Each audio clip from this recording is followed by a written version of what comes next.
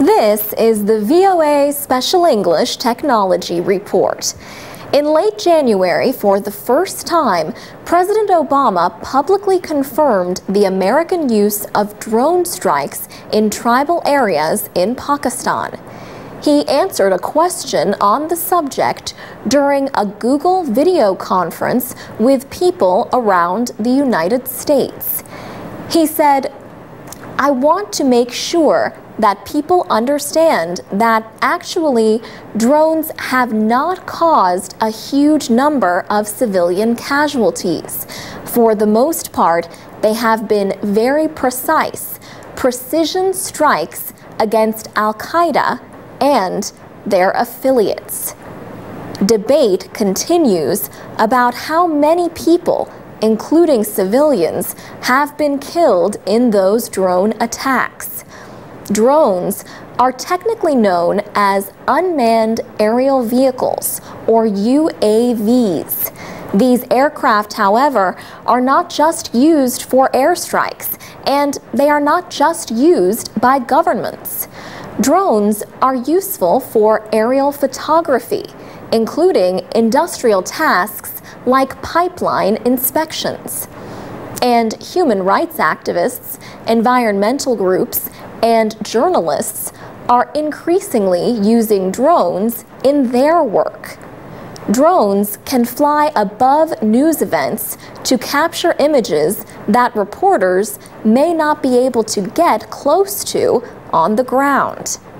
Matt Wade is a journalism professor at the University of Nebraska-Lincoln. Students in his drone journalism lab are exploring different uses for drones in news reporting.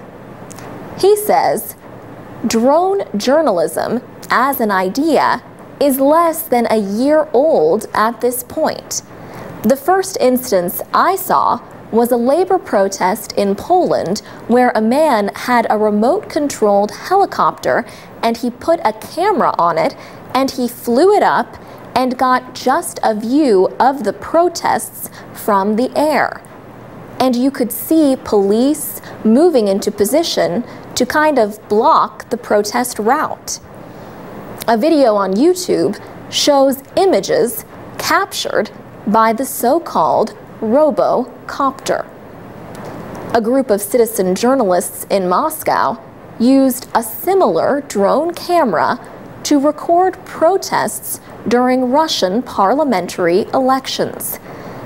And Professor Wade noted a recent environmental case in the United States captured by someone flying his remote-controlled airplane.